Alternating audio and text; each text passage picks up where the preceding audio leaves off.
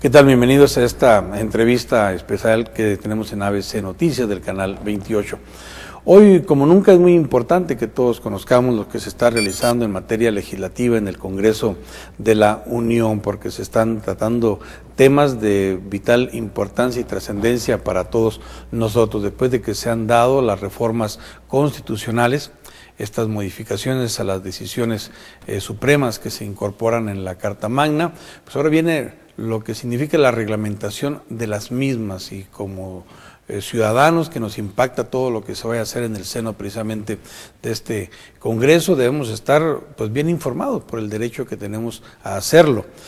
Por eso hemos acudido constantemente al senador de la República, Javier Corral, quien nos ha acompañado precisamente para informarnos de qué es lo que está sucediendo en el Congreso de la Unión, específicamente en este caso en la Cámara de Senadores a la cual él pertenece.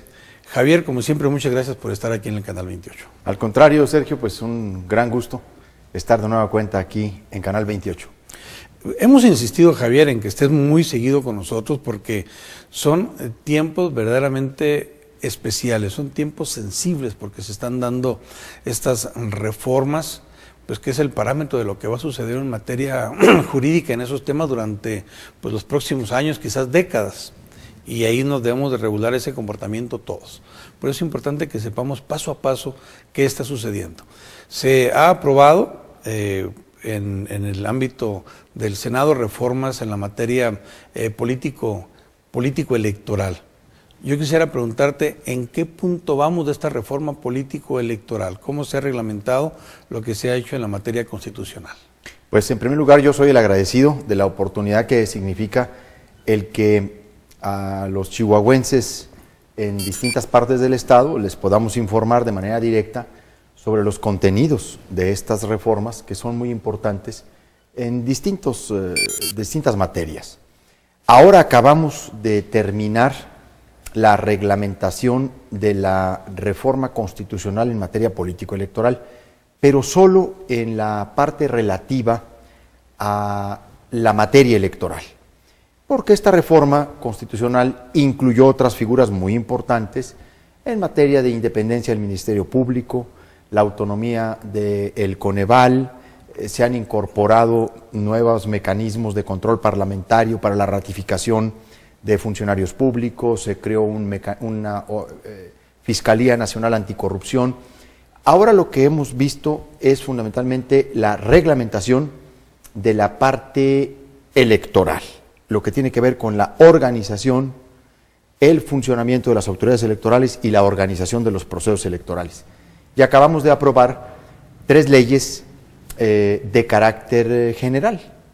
Una ley general de procedimientos de instituciones y procedimientos electorales, una ley general de partidos políticos y una ley general de sistema de medios de impugnación. En estos momentos, cuando dices acabamos de aprobar, ¿estás hablando como Cámara de Senadores o ya como Congreso? Ya como Congreso de la Unión, porque se convocó a un periodo extraordinario de sesiones esta misma semana que concluye.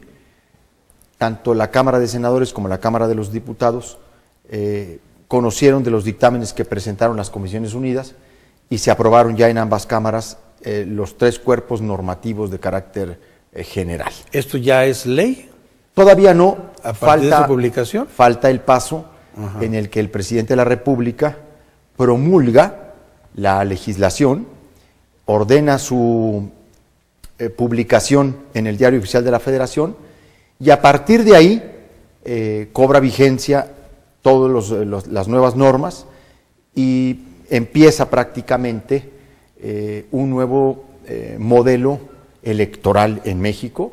Incluso debo decir, las elecciones habrán de verificarse el próximo año un mes antes, debido a la reforma constitucional que adelantó la celebración de las elecciones al primer domingo de junio, y eso hace que haya un corrimiento de muchas etapas, incluido el inicio del proceso electoral. Estamos en tiempo y forma de la publicación y entrada en vigencia de las reformas electorales un año antes de su inicio. Sin duda, estamos cumpliendo los plazos establecidos, los límites constitucionales, sobre todo porque hay un transitorio en esta legislación que por esta ocasión el proceso dará inicio el 1 de octubre, precisamente para liberar la regla constitucional que prohíbe realizar reformas electorales relevantes 3 meses antes de que inicie un proceso electoral. La única excepción que no es viable que se dé sería un posible veto del presidente, pero lógicamente eso no sería contemplado. No, porque el PRI ha concurrido con su voto en las 2 cámaras a aprobar la reforma. Hemos sido parte de la negociación, los 3 partidos políticos. Hubo una mesa central de negociación donde participamos senadores del PAN, del PRD y del PRI, y asumieron todos los acuerdos, y fundamentalmente, hay que decirlo con toda claridad, uno de los actores fundamentales de esa mesa de negociación fue el gobierno, el Ejecutivo, con una permanente participación tanto del consejero jurídico, del presidente de la República, el licenciado Humberto Castillejos, como del subsecretario de Gobernación, el licenciado Felipe Solís Acero. Claro. Por lo tanto, el consenso político pues está logrado. Lo nuevo de este modelo no significa necesariamente que sea lo mejor. Hay cosas novedosas que van en contra muchas veces de lo que ya está establecido. Este nuevo modelo en verdad es muy favorable con respecto a lo que existía anteriormente. Se logró los propósitos, a las expectativas que se tenían con la reforma constitucional. A ver, yo creo que tenemos que ser muy francos, muy claros en el balance. No estamos ante una gran reforma electoral, yo no lo podría afirmar. Históricamente no representa un avance más que en otros periodos de transformación político-electoral en México. A ver, yo sí creo que estamos ante una legislación que dotará a los ciudadanos de mejores instrumentos y mejores condiciones para la equidad de las contiendas electorales y para la fiscalización de los gastos de los partidos y para el cumplimiento y respeto de los derechos de los militantes del sistema de partidos. A ver, sí creo que hemos obtenido logros y avances. Yo no voy a desconocer eso, porque además pues he sido parte de la mesa de negociación de casi 1 mes y medio, en donde tuvimos muchísimas reuniones de trabajo, de negociación, de argumentación, contraargumentación. Pero yo sí creo sinceramente que estábamos obligados a desarrollar y a concretar, a resolver las cosas de mucho mejor manera. Pues es muy difícil en una pluralidad que uno logre todo. Además, pues, el PAN no tiene los votos, digo, nosotros somos 38 senadores, el PRD tiene 22, ni siquiera PAN-PRD pudiéramos decir tenemos una mayoría en el Senado. Y luego a veces hasta al interior de los partidos hay una serie de dificultades, de divisiones, de puntos de vista diferentes. Pero sí creo que estamos ante una legislación que mejorará las condiciones de la competencia electoral y sobre todo, porque este fue uno de los objetivos de la reforma constitucional en materia electoral, sí va a cumplir uno de los propósitos, que fue el de sacar a los gobernadores de los estados de la intervención directa, ilegal, indebida y a veces inmoral de la organización, definición y sanción de los procesos electorales. Porque frente al desarrollo que la democracia en el país tuvo y la manera en que avanzaron las instituciones y los procedimientos electorales en lo federal, en los estados tuvimos una regresión autoritaria brutal, hay que decirlo con toda claridad. Quedamos en manos de los cacicazgos de los gobernadores que tenían su mano metida no solo en el proceso electoral, en el Congreso del Estado, en los medios de comunicación, en los organismos empresariales, en los tribunales electorales. Aquí en Chihuahua, por ejemplo, el gobernador del estado, hasta en la ubicación de casillas se metió en el proceso pasado. Y este fenómeno de intervención de los gobernadores, este fenómeno caciquil de organización de procesos electorales generó que planteáramos un nuevo modelo electoral. ¿En qué consiste fundamentalmente el nuevo modelo?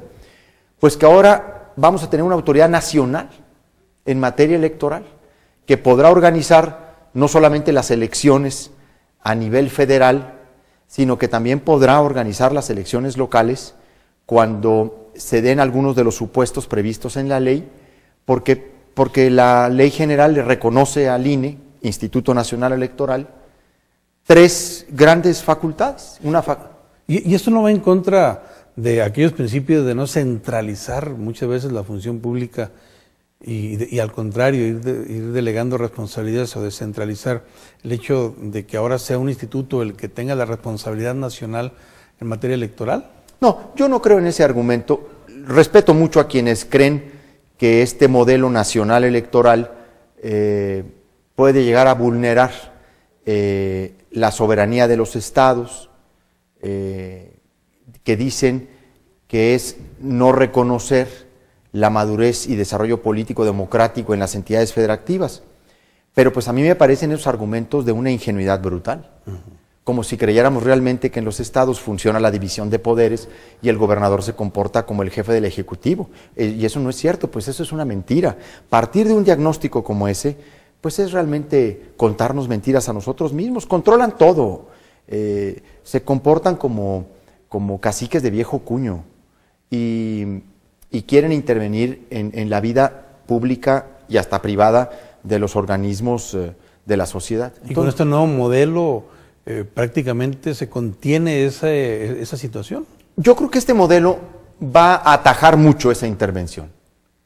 No la va a acabar, pero va a atajarla mucho, porque el INE va a tener posibilidades incluso de atraer total o parcialmente los procesos electorales locales. ¿En qué condiciones? En las condiciones en donde se demuestre la vulneración de principios de imparcialidad, de objetividad, de profesionalismo, de equidad electoral, en donde con toda claridad demostremos que no existen las condiciones políticas, ni siquiera materiales, humanas, para la realización de esos comicios. ¿Antes o durante el desarrollo del comicio? Bueno, cuando sea antes, tendrá que ser de manera total.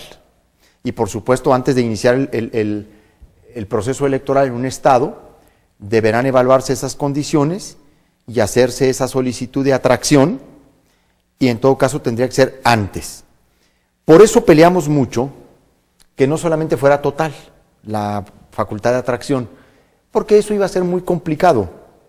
Es un supuesto muy difícil, sobre todo porque se requiere que se dé antes de empezar un proceso electoral. Yo digo que cuando ese supuesto se dé, pues es que además de atraer el proceso, pues va a haber caída del gobernador, ¿no? Pues se supone que ahí ha desaparecido en términos reales los poderes de un estado. Que haya delitos electorales de por medio. Y que haya conductas muy graves en términos de la actuación de un gobernador. Yo por ejemplo, creo, Chihuahua tiene muchos elementos, tiene muchas condiciones para que los procesos locales puedan ser atraídos por el INE de manera completa. Las condiciones en las que se genera acá la intervención del gobernador en los procesos electorales, pues es documentada, está a la luz pública. ¿Y quién estaría legitimado para invocar esa situación? ¿Los partidos? Los consejeros, ¿la sociedad? los consejeros electorales, obviamente no solamente los partidos van a solicitar a los consejeros electorales, sino muchas organizaciones de la sociedad podrán hacer llegar a esos consejeros sus preocupaciones, sus inquietudes, y a partir de una propuesta de los consejeros electorales, el INE determinará si lo atrae o no. La que a mí me parece realmente muy importante es la facultad de atracción de manera parcial, porque esa sí se puede dar durante el desarrollo de un proceso local. Va uno evaluando el desarrollo de ese proceso y el INE podrá asumir actividades directamente del órgano electoral local, del OPLE, o podrá atraer casos o partes del proceso electoral. Por ejemplo, cómputo y escrutinio de la votación. Y la puede atraer. Por supuesto, también hay una serie de supuestos previstos en la ley para desarrollar esa facultad de atracción. Entonces podrá asumir actividades de los órganos locales, podrá atraer funciones, partes del proceso, y podrá delegar también el INE.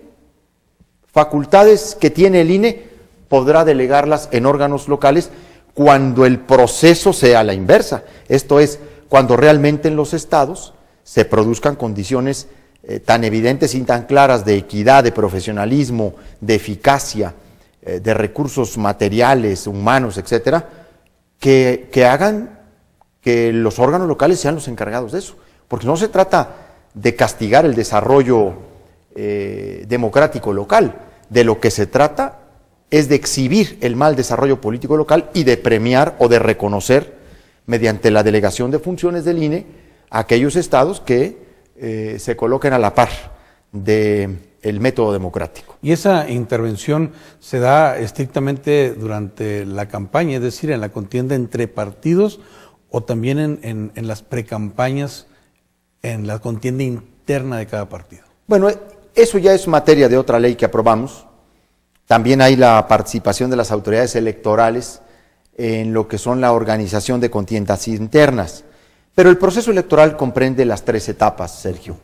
Un proceso electoral en conjunto contempla la etapa de precampaña, intercampaña, este lapso comprendido entre el fin de las precampañas de los partidos y el inicio de las campañas constitucionales. Entonces son precampañas, intercampañas y campañas constitucionales. En todo el proceso se podrá verificar la asunción de facultades, la atracción y la delegación.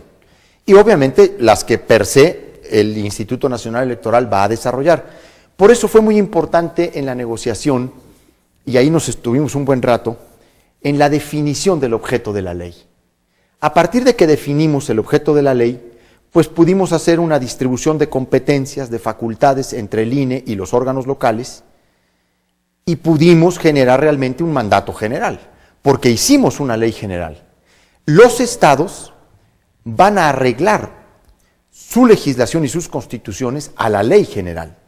Podrán ir hacia arriba, ensanchando los criterios, no podrán ir en contra de la legislación que hemos aprobado en estos días en el Congreso de la Unión.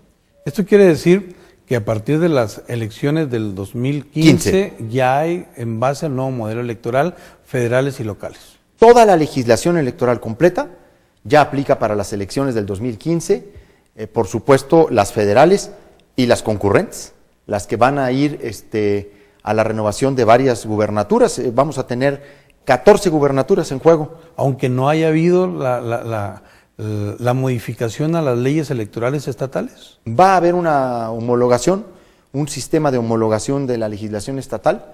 Eso se producirá en los siguientes días y semanas. Recuerda que estamos en tiempo todavía de hacerlo. ¿También están con el periodo de 3 meses antes? Sí, claro. Sin embargo, lo digo con toda claridad, esta ley, aunque las legislaturas de los estados no homologaran sus leyes, lo que va a mandar es la ley general que acabamos de aprobar, porque esa es la jerarquía del orden jurídico en nuestro país. Pues uno de los temas más sensibles también es la cuestión del financiamiento, de la fiscalización. Yo quisiera que después de esta pausa, Javier, señor senador, nos hablara. Sí, con mucho gusto. ¿Sí? Regresamos.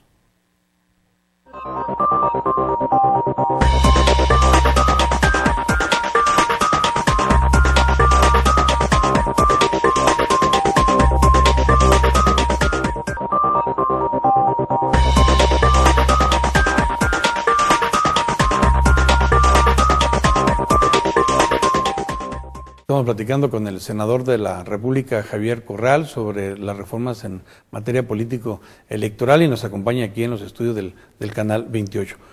Indudablemente un gran tema esto del financiamiento, de las auditorías, de la fiscalización, en un momento dado del prorrateo. Son temas que fueron de gran debate al interior del Congreso y de las respectivas cámaras. ¿Tú qué visión nos puede dar de cómo quedó la legislación? Mira, yo creo que este es un tema que tuvo avances en términos de una mayor fiscalización tanto del gasto de los partidos políticos, en términos de su gasto ordinario, sus fuentes de financiamiento, como en materia de gasto electoral.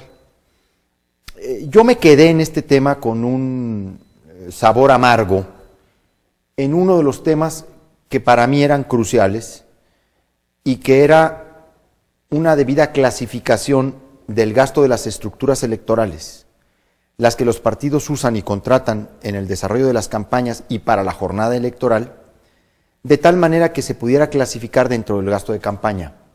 Pero no, se ha mantenido como un gasto ordinario. Es cierto que ahora hay una obligación legal para identificarlo en una bolsa por separado, y por lo menos esto nos va a permitir darle seguimiento puntual al monto, lo va a transparentar. Pero yo creo que está aquí uno de los gastos más altos que usan los partidos políticos en las campañas y que además es uno de los mecanismos de simulación para la promoción del voto y la compra del voto. El PRI dice que ellos usan esa estructura electoral para la defensa del voto, pero nosotros decimos que la usan para comprar el voto. Y yo creo que ahí está la gran diferencia. Claro. Entonces, esto no avanzó, se quedó dentro de gasto ordinario. Avanzaron otras formas de fiscalización de partidos políticos. Yo te puedo decir que ahora tenemos un procedimiento mediante el cual el INE va a seguir la fiscalización muy puntual del gasto de los partidos. Hay prohibiciones muy claras de las fuentes de financiamiento a partidos políticos, de cuáles están prohibidas. Hemos logrado incorporar expresamente la prohibición del financiamiento por parte de sindicatos a través de un concepto que hemos colocado en la ley, que es de personas morales. No hay posibilidad alguna de que personas morales puedan financiar a partidos políticos. ¿Y qué antecedentes hay de que sucedía lo contrario? Bueno, están los casos del Sindicato de Petróleos Mexicanos, un caso de los más sonados en la historia de México y de los más documentados y comprobados. El desvío del sindicato petrolero de recursos públicos a la campaña del entonces candidato del PRI, Francisco Labastida Ochoa. Pero también hubo un caso, siendo honestos en el planteamiento, que fue también muy sonado, que le llamaron los amigos de Fox, en donde la figura de personas morales aparecían como mecanismo de financiamiento. Hoy hemos atajado varias de estas fuentes de financiamiento. Hay un mejor sistema de fiscalización, debo decirlo. Hay varios capítulos en términos de colaboración entre las autoridades y el sistema de inteligencia financiera del país, con facultades para el Instituto Nacional Electoral, incluso para solicitar el seguimiento de operaciones relevantes en efectivo. Hay pues varias normas que se han incorporado y una que creo que quedó, por supuesto, mucho mejor que como estaba, es esto que tú has mencionado, esta polémica figura del prorrateo. Esta figura estaba contemplada en un reglamento del Instituto Federal Electoral, del anterior IFE, y los partidos políticos tenían en esa figura, y sobre todo en la distribución que estaba planteada, un mecanismo de simulación para repartir el dinero de las campañas de una manera absolutamente simulada. ¿Por qué no das un ejemplo de cómo se manejaba esta simulación? Por ejemplo, yo impugné, como tú sabes, no sé si se sepa, pero yo presenté en el Instituto Federal Electoral un recurso de impugnación a los gastos de campaña de Enrique Peña Nieto. Yo soy representante del Poder Legislativo ante el Consejo General del INE por parte de las bancadas del PAN. A mí me nombraron los diputados y los senadores representantes. Y en función de eso yo discutí el tema de los gastos de campaña de Peña, porque resultó que Peña no rebasó ningún tope de campaña cuando vimos la campaña multimillonaria que hizo, porque sus gastos se los prorrateó a 300 candidatos a diputados y a 64 candidatos a senadores. ¿Sí? O sea, que ellos gastaron un poquito, por decir de alguna manera, se contabiliza poco, y al resto a los demás. A los demás. A ver, en realidad los gastos de campaña de Peña los dividieron hay que plantearlos así, entre 365 candidatos, en donde él era uno más.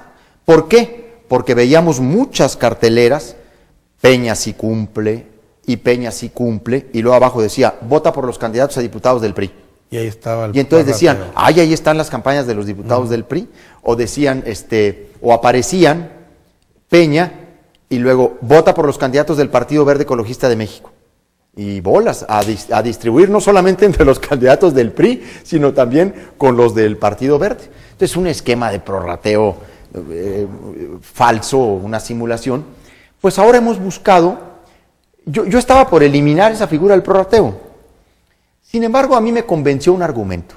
Efectivamente, hay momentos en las campañas en las que tú compartes publicidad con el candidato a diputado, el candidato a presidente municipal, y que realmente pues aparecen los dos, ¿no? Y fortalece la campaña una claro, u otra. ¿no? y se ayuda mutuamente unos con otros, ¿no? Hay candidatos sombrilla, ¿no? Y bueno, a veces esos son aprovechados. El propio López Obrador, hay que recordar que toda la publicidad de los candidatos a diputados y senadores era con él, ¿no? Estaban los dos en una fotografía. Bueno, hay muchos que se cuelgan de los candidatos y hay otros candidatos que comparten su fuerza. Bueno, ahora el prorrateo tendrá 12 supuestos que impactarán directamente sobre los candidatos que aparezcan en la publicidad. Habrá un 50% de prorrateo en términos de publicidad genérica, pero genérica es por partido.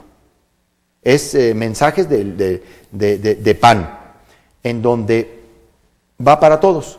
Y habrá otro porcentaje que tiene 12 supuestos, en el que si va el candidato a la presidencia de la República, un senador y un diputado, pues al candidato a la presidencia se le va a impactar el 40% de ese gasto, al senador el 30% y al otro candidato el otro 30%. Ya concretaron mediciones ya para que no quede a discreción de una interpretación. Concretamos los supuestos que se pueden dar, les pusimos porcentajes, pues para que la distribución sea más objetiva y realmente haya una contabilización de gastos de campaña, pues mucho más, más precisa. Y en un momento dado el reto no estaría más que en el gasto, que lógicamente se tiene que cuidar, en la fiscalización de esos gastos. Pues ahora tenemos mejores medidas de fiscalización. Debo decir que hemos cambiado incluso los tiempos para el informe de la fiscalización. Y sobre todo porque hemos atajado todas estas campañas basadas en la entrega de utilitarios. No sé si sepas que se restringió casi al 100% el uso de utilitarios como entrega o mecanismos de propaganda de las campañas, que es la entrega de materiales. Pues te entregan desde máquinas de coser, láminas, cemento, de todo. ¿Eso ya no va a poder ser? No, eso está prohibido ya. Ya está prohibido. Absolutamente prohibido. Bueno, y en cierta manera esto no impacta a la economía. Los beneficios indirectos que pudiera tener la población, porque bueno, pues están gastando mucho dinero, que gasten cuando menos y que nos traigan una despensa. Y aquí el reto es, pues yo voto porque quiere, pero qué bueno que ya me trajeron la despensa. Pues sí, nosotros en el PAN teníamos una frase en campaña que decía, acepta lo que te dan, pero vota por el PAN, ¿no? Pues. Ahora, es muy triste reconocer que en términos de una situación económica y de la desigualdad social que vive el país, las campañas electorales sean la ocasión para generar algunos bienes materiales para las gentes más pobres, para las personas más pobres. Pero esto es absolutamente indebido. Claro. Es absolutamente, no solamente ilegal, sino inmoral. Basar las campañas políticas como un mecanismo de redistribución de la riqueza o de fomento de la economía. Y en un momento dado no es más inmoral o más indebido, Javier, los miles de millones de pesos que se gastan en las campañas, porque estamos hablando de que toda esa bolsa, cómo la coordinamos, cómo la fiscalizamos, que el problema no es en sí la bolsa. Es la bolsa, pero ojalá fuera solo la bolsa. El gran problema de las campañas políticas en México es que hay una simulación en el tope de gastos de campaña. Si fuera solo los topes, estaríamos en el promedio internacional de lo que cuesta un proceso electoral y un sistema de partidos. El gran problema de nuestro país es que no tienen llene, como se dice, ¿verdad? Es un tonel sin fondo y las campañas tienen muchos mecanismos de simulación. Por eso había que atajar primero la fiscalización. Mira, yo estoy seguro que si funciona la fiscalización, los propios recursos destinados a los partidos políticos van a tener otra eficacia y podrían incluso llegar a ser reducidos. Te lo digo sinceramente. Yo creo que ahí estaba el reto importante. Se logró avanzar. Yo creo que el tema de fiscalización es un tema que se colocó como uno de los asuntos centrales de la oposición, tanto del PAN como del PRD, y que se han atajado fuentes de financiamiento privado que distorsionaban mucho la equidad de las contiendas o de la competencia electoral. ¿Cuál fue el tope? ¿Cuánto se gastó en la elección federal pasada en México? ¿Cuántos miles de millones de pesos? Nosotros creemos que se gastaron 5,000 millones de pesos. 5,000 millones de pesos. Eso desde el punto de vista de un tope... No, pues se pasaron... ¿En realidad cuánto sería? Sí, no, se pasaron como... Yo creo que Peña se pasó 3 veces el tope de la campaña. ¿A tal extremo? Sí, claro. Sí, a ver. Por ejemplo, el tema del prorrateo de Peña Nieto es ridículo. Yo no sé por qué el IFE lo absolvió de manera irresponsable. Un acto del Estadio Azteca, un cierre del Estadio Azteca, en términos reales a la campaña de Peña Nieto, le salió en 100,000 pesos. ¿100,000 pesos? La canción del Recodo, la de ¿cómo se llama? El verdadero, el bueno. No. El director de la... No estoy muy bueno en la... ¿Qué pasó, maestro? En la onda grupera. Sí, no estoy muy bueno en ese tema. Creo que le salió a 5,000 pesos la canción, ¿no? Ajá. Porque la distribuyeron, el acto de cierre del Estadio Azteca, entre todos los candidatos que asistieron.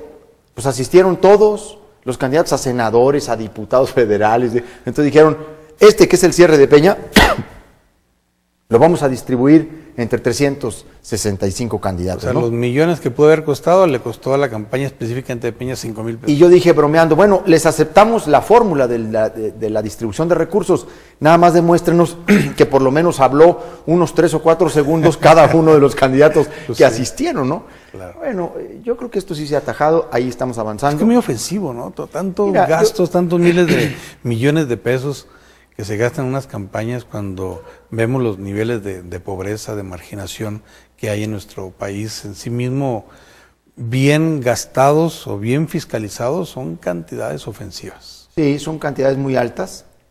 El sistema democrático mexicano colocó ese nivel de recursos, hay que decirlo con toda claridad, no solo para la promoción de las campañas electorales, lo colocó también para el cuidado, la protección, la vigilancia del sistema electoral, ¿no? Entonces se tuvieron que contratar una enorme burocracia partidista para el seguimiento del Registro Nacional de Electores, para la defensa del voto. A ver, hay una cosa que a mí todavía me sigue, que me sigue generando una consternación ciudadana, digo, no como político, ¿no? El que en México, cuando un partido sabe que no tiene un representante en esa casilla, me refiero a la oposición, tiene la absoluta certeza de que le van a hacer fraude. Aún sabiendo que hay ciudadanos ahí que insaculados y que fueron disque sorteados por el IFE, porque el nivel de desconfianza que todavía existe en nuestros procesos electorales es infinito. O sea, no hemos logrado generar una base de confianza. Ni con todos esos millones, miles de millones de pesos, ni con todas las reformas en un momento dado se ha logrado que la gente, la población tenga confianza en los órganos electorales, en los políticos en sí mismos. Porque la gente ha visto las resoluciones de los órganos electorales. Porque la ciudadanía vio cómo resolvió el IFE, el pedacito que quedó de IFE en el último tramo, vio cómo resolvió el caso Monex, vio cómo resolvió el caso del rebase de topes de campaña de Peña Nieto. Ahora resulta que el que rebasó los topes de campaña fue López Obrador. Así fue, la decisión del IFE. Entonces la gente dice, bueno, Pues no, pues ¿quién cree eso? A ver, ¿quién cree eso? Y todavía vienen, Javier, los premios al Tribunal Federal Electoral con esas cantidades que les van a dar como pensión vitalicia. Bueno, yo quiero decir que primero yo me deslindo totalmente de ese hecho porque, pues ahora sí que, debo decirlo con toda claridad, pues fue un gol que yo no me percaté, ni se percataron otros muchos senadores. ¿Ese gol jurídicamente qué consiste? Se introdujo en el decreto de reforma electoral que solo estaba contemplado para 3 leyes, la Ley General de Partidos Políticos, la Ley General de Instituciones y Procedimientos Electorales y la Ley General del Sistema de Medios de Impugnación. Se incorporaron modificaciones a otras 2 leyes y se metió en el decreto la Ley Orgánica del Poder Judicial de la Federación para incorporar 2 reformas a 2 artículos de esa ley, uno de ellos para asegurar en el artículo 209 de la Ley Orgánica del Poder Judicial, en la fracción 31ª, para asegurarles un haber de retiro a los magistrados de la Sala Superior del Tribunal Electoral del Poder Judicial de la Federación. Esto fue una medida colocada de manera subrepticia. Pero ¿cómo es posible que se pueda decir que ni los senadores ni los diputados sabían? No, a ver, los diputados sí sabían, no. Este es un asunto que, a ver, yo ahora sé que incluso, por declaración del coordinador de los senadores del PRD, ahora sé que algunos senadores del PRD sí sabían.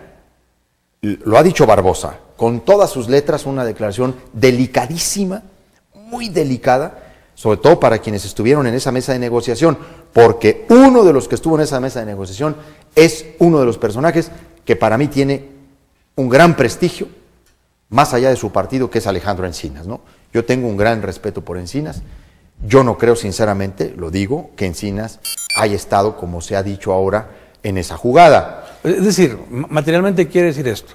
Señores diputados, señores senadores, aquí está la ley, aquí están las reformas, tal y como lo platicamos, apruébenla, se aprueba, pero no se dieron cuenta que eso incluía el haber que tú mencionas. Así es. A ver, yo te quiero... O sea, es algo que cumplió con el procedimiento, excepto que no hubo un había... abuso de confianza. Ajá, hubo un exacto. abuso de confianza de algunos de los actores de esa mesa de negociación. Pero que cumple con la formalidad No, legislativa. claro que cumple. Pues venía en el dictamen. Y se aprobó por los... Sí. Ahora, estamos Ajá. hablando de un dictamen que incorpora 3 leyes y que pues hay que decirlo con toda claridad. Estamos hablando de más de 700 artículos. Complejísimo A ver, el detalle. Pero es muy complejo, pero además esta dinámica de apresuramiento en el Congreso. Yo soy un enemigo de este tipo de dinámicas y de procesos en donde empiezan a apurar las negociaciones y hay que sacar ya el dictamen así y te mandan versiones a las 4 de la mañana y luego te la cambian a las 6. Y entonces yo incluso en Comisiones Unidas, no sé si lo tienes registrado, yo me abstuve de votar en lo general porque les dije, oigan señores, perdónenme, pero en el dictamen de las 6 de la mañana que yo acabo de revisar, porque varias noches no dormimos, digo, al menos de los que estuvimos en la mesa de negociación, ¿a qué hora puedes revisar todo eso? ¿A qué horas puedes revisar tantas cosas? Yo le entré a muchos temas en el detalle, ¿no? Y detecté antinomias, inexactitudes, imprecisiones, y dije, yo no voto esto hasta que no se corrija. Y bueno, también debo decir que muchas de las cosas que yo propuse se corrigieron. Pero a ver, más allá de las prisas, más allá de que apareciera metido por ahí en el dictamen, más allá de todo eso, por supuesto que constituye un abuso de confianza, constituye un atropello al proceso legislativo, porque ese hecho legislativo ya había sido claramente rechazado en las discusiones de la reforma constitucional en materia electoral. Yo fui quien colocó ese tema en Comisiones Unidas y quien le echó la luz, porque entonces venía también en un transitorio 2 pretensiones. Querían alargarles el periodo a 5 años más a los actuales magistrados del TRIFE y también venía ahí el haber de retiro consistente en una pensión vitalicia tras el ejercicio del cargo. Y entonces yo llamé la atención, incluso dije, a ver señores, lo que voy a plantear es de escándalo, como lo ha sido ahora. Entonces se hizo una discusión muy fuerte en las comisiones, incluso yo empaté varias votaciones en esas comisiones unidas y se hizo un receso y nos fuimos a negociar. Una vez que volvimos, ya eso ya no apareció. Entonces, nada de que venía en el pacto y que lo propuso el pacto, no, no, no. Aunque hubiera venido del pacto, el Congreso ya lo había rechazado en la reforma constitucional. Y los senadores del PAN lo habíamos rechazado con toda claridad. Por eso yo digo que fue subrepticio.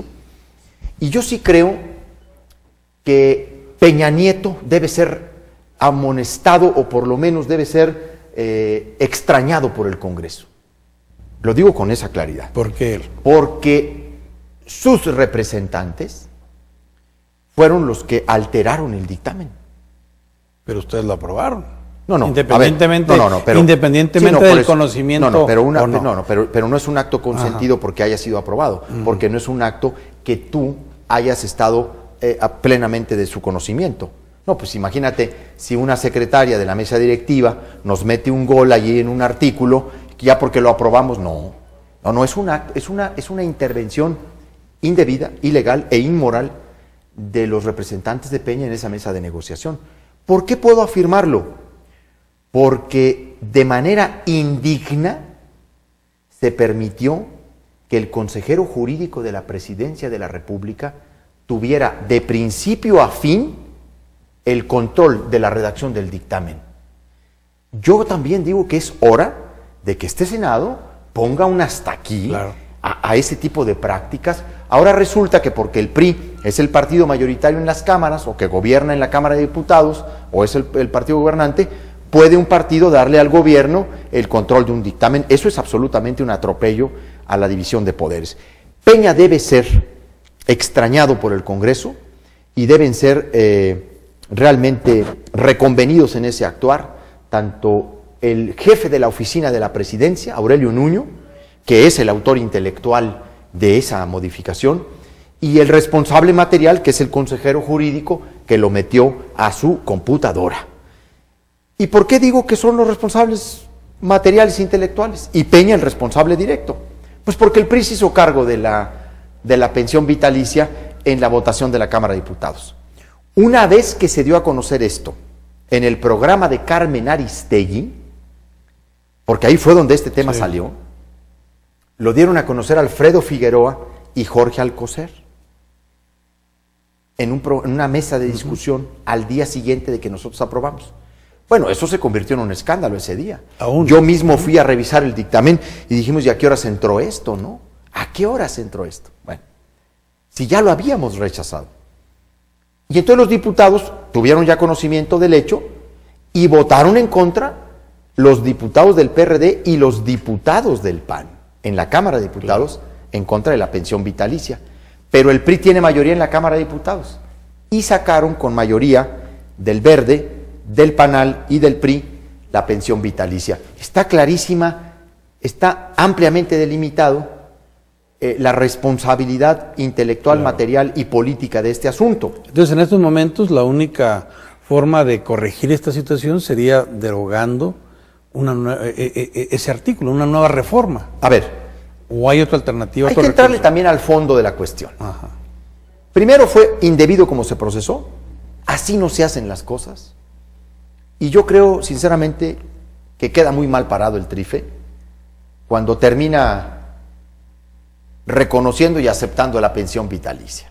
O sea, esto es un golpe brutal al propio tribunal. Sobre todo, teniendo este Trife pendientes dos asuntos fundamentales. El rebase de topes de campaña de Peña Nieto y ni más ni menos que el caso Monex. Tienen más de un año con los asuntos ahí. Una pensión de esta naturaleza, procesada bajo esta forma, claro, pues no se entiende. ¿Cuál credibilidad? No se entiende más que un pago de facturas pasadas o futuras, o un pago de facturas pasadas y futuras, las dos cosas. Y es un golpe brutal a la credibilidad del tribunal. Es un golpe brutal. No le va a servir ya el trife a nadie en estas condiciones, ni siquiera a Peña. Pero aquí es donde yo quiero advertir algo. Hablábamos de la regresión autoritaria. Durante la campaña, la acechanza de que volviera un PRI tramposo, un PRI autoritario, un PRI marrullero, está con todas sus características y letras en este caso. Aquí están los signos de esa regresión autoritaria y qué pena que en menos de 2 años Peña traiga este nivel de desgaste, de operación. Peña acaba de echar a perder su relación con el Congreso, con el Senado. Con la oposición. O releva a Nuño y a Castillejos de sus responsabilidades, o los releva en este momento de lo que hicieron, o Peña tendrá una nueva relación con el Congreso en condiciones muy complicadas. ¿Le vamos a perder la confianza a Peña? Digo, tampoco le teníamos mucha. Pero bueno, oye, en una mesa de negociación en donde tuvimos por lo menos, ¿qué serían? Unas, ponle 20 y tantas reuniones de trabajo. Algunas de 10, 12, 14 horas, ¿eh? A ver, que nunca se hayan atrevido a colocar el tema, porque nunca se trató, ¿eh? En ninguna sesión, yo estuve en todas. Y aparece en el dictamen. A ver, yo no falté a ninguna de las reuniones de negociación, a ninguna. Yo esas cosas, yo mis deberes de legislador, soy muy riguroso, ¿no? Y tengo mis apuntes, pues yo tengo muchos apuntes, yo siempre tengo una libreta conmigo. Yo siempre estoy haciendo apuntes y apuntes y apuntes. Primero porque tengo una deformación periodística en la que digo que un día voy a escribir un diario o mi biografía o alguna cosa así, no sé. Pero también para decirles, oigan, pues si quedamos en esto, ¿no? Bueno, nunca se trató el tema. Entonces, ¿cómo debió haber sido tratado esto? A ver, ¿tienen derecho o no los magistrados del tribunal a una pensión vitalicia? Yo creo que no. ¿Tienen derecho a un bono de retiro magistrados que estarán impedidos por los siguientes 2 años a ejercer ciertas actividades por la naturaleza de su función? Vamos discutiéndolo, de qué tamaño, por cuánto tiempo, si realmente lo necesitan o no. Yo puedo decirte que por dignidad yo no lo aceptaría. Ganamos muy bien. Los magistrados electorales de este país ganan muy bien. Es como si todavía a los sueldos del senador, porque estuvo 6 años en el ejercicio público, nos van a dar un bono de retiro, ¿no? Vitalicio. Y luego, o vitalicio. Bueno, sería una cosa, bueno. Entonces, primero muy mal ubicado el tema. Nos vino a echar a perder la valoración de toda la reforma electoral. Lo digo sinceramente, nos echó a perder que se hiciera una evaluación objetiva del conjunto de la reforma, porque además, ¿sabes a quién le dan la facultad para determinarse esa pensión vitalicia? ¿A la Secretaría de Hacienda o a quién? A los propios magistrados, a los propios del Tribunal Electoral del Poder Judicial de la Federación, porque dice en la fracción 31ª del 209 de la Ley Orgánica del Poder Judicial de la Federación, que será el Comité de Administración, y luego ahí vienen las facultades, que determine en su caso el haber de retiro de los magistrados de la Sala Superior. ¿Quién encabeza el Comité de Administración de la Sala Superior? Pues el presidente de la Sala Superior. Entonces ellos mismos se van a determinar la pensión vitalicia. Y en segundo lugar, la pregunta es, ¿y qué tenía que ver este tema con la reforma electoral? Y otra, en la convocatoria del periodo extraordinario de sesiones, nunca se enunció que se iba a modificar la Ley Orgánica del Poder Judicial de la Federación. Y cuando tú convocas a un periodo extraordinario de sesiones, tienes que enlistar las leyes que vas a reformar. ¿Y por qué se evitó decirlo en la convocatoria del periodo extraordinario? ¿Por qué? Pues porque había una planeación de la maniobra subrepticia. Porque imagínate que desde el convocatoria del periodo ordinario de sesiones se hubiera dicho, y la ley orgánica del Poder Judicial de la Federación, pues todos nos hubiéramos preguntado, claro, ¿y qué vamos a reformar de la ley orgánica del Poder Judicial de la Federación, no? ¿Lo chamaquearon? Hombre, es un atropello, es una burla, es un chamaqueo, pero además, tremendo. Lo digo sinceramente, no hay capacidad humana para que un legislador se imponga del conocimiento de tantas cosas, ¿no? Mira, es lo que va a pasar en las energéticas. Esta dinámica de mandarte una luz de iniciativas en temas incluso tan complicados técnicamente, ¿no? Yo tengo una responsabilidad enorme de entrada en esos asuntos porque pues tengo un año y algo estudiando el tema energético, ¿no? Y estoy leyendo muchas cosas, estoy leyendo muchos libros sobre el tema energético, pero pues no te alcanza a dar, por más que te pongas a estudiar, hay cosas muy sofisticadas que tienes que consultar y tienes que hacer muchas referencias. Yo creo que este es un asunto que debe ser corregido en el Congreso. Tenemos que iniciar una discusión transparente de este tema.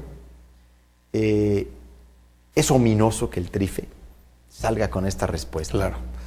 Cuando ellos debieran haber dicho, a ver, queremos transparentar el asunto. No estamos de acuerdo en la forma en que se procesó esta reforma. Porque, a ver, lo primero que tenemos que preguntarnos es, ¿quién lo propuso? A ver, ¿quién propuso eso? Alguien tiene que decirnos, nosotros lo propusimos. Entonces todo el mundo dice, no, es que fue el pacto, es que fue... No, a ver, por eso. Pero ¿quién de los que estábamos en la mesa de negociación lo propuso?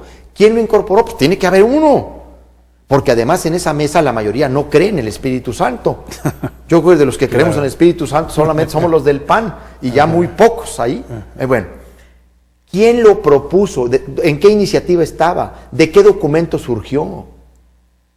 ¿O cuál memorándum se estableció? Ya queremos saber que alguien diga, yo lo propuse, y lo propuse por esto.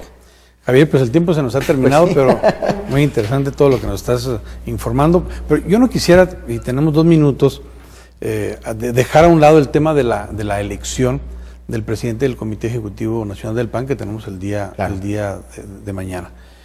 Tú como panista, ¿cómo visualizas la jornada? Y cuál es el planteamiento que puedes hacer, inclusive cuál es tu preferencia electoral. Yo estoy con Gustavo Madero, yo le otorgué mi firma para su registro y votaré por él este domingo 18 de mayo. Voy a estrenar mi voto directo para la elección de presidente nacional, una reforma estatutaria de la que yo me siento muy orgulloso por haberla impulsado en la Asamblea Nacional del partido y que busca fundamentalmente fortalecer el poder del militante en la elección de los directivos del partido. Por primera vez en la historia de Acción Nacional, en 75 años, los militantes del PAN pueden elegir directamente a sus dirigentes municipales, estatales y al presidente nacional. ¿Estaba preparado el PAN, Javier, para este ejercicio interno de democracia? Desde hace mucho estaba preparado. ¿Y esos golpes internos, guerra sucia, etcétera, no llegan a debilitar al partido? La división interna en el PAN y la guerra sucia entre contendientes no se debe al voto directo. Se debe a la fractura política que hemos padecido en estos últimos 2 años, fruto de nuestra derrota en la presidencia de la República y de ese momento tan devastador que se dio para todos nosotros. Un momento en el que hubo ahora sí que una cacería de brujas, y en donde muchos pensaron que el PAN se iría a la irrelevancia política, que íbamos a terminar en la marginalidad y que un partido democrático como el PAN de una gran tradición pues sucumbiría. Y yo creo que ahí está precisamente el mayor mérito de Gustavo Madero.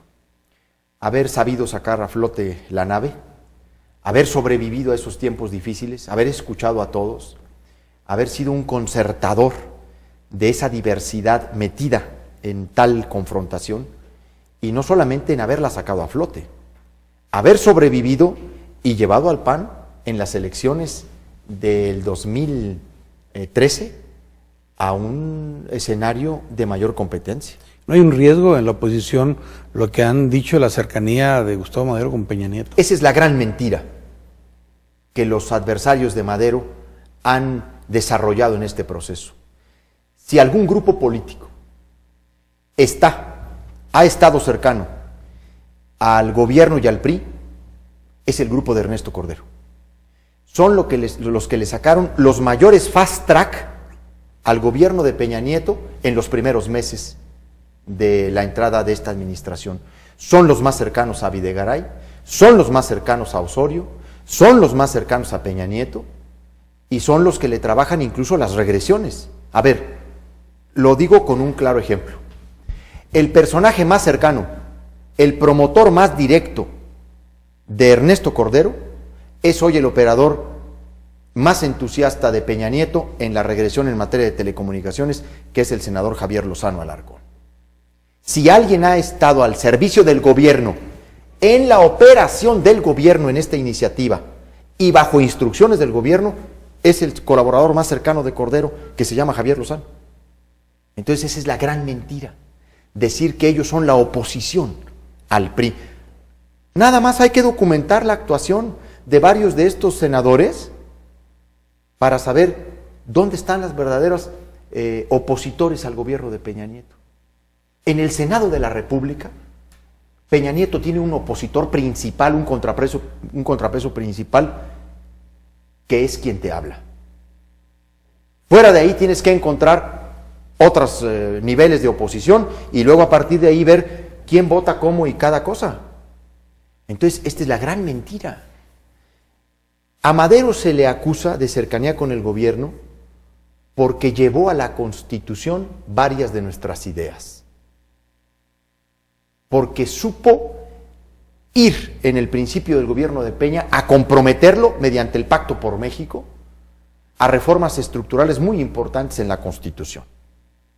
El Pacto por México no es cierto que sea una idea de Peña Nieto, no es un proyecto creado por él o pensado por él. Es un proyecto pensado por el PRD, asumido por el PAN y luego se lo colocaron al gobierno con gran audacia y el gobierno también con gran audacia fue a la construcción del pacto.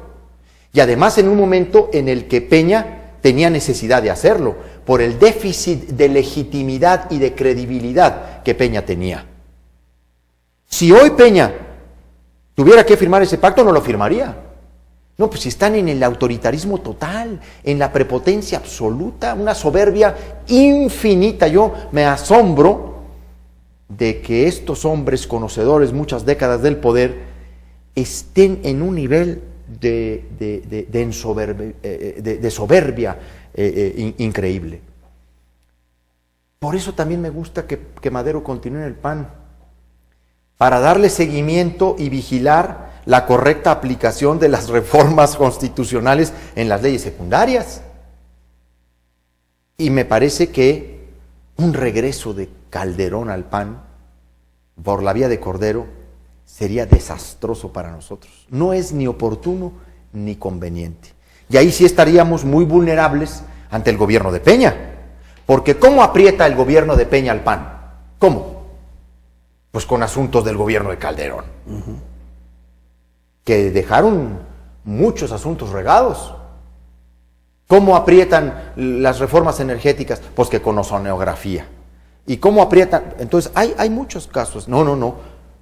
Ahí sí creo que esa es la gran mentira de esta campaña interna, tratar de decir, Madero es el entreguista a Peña, ¿no?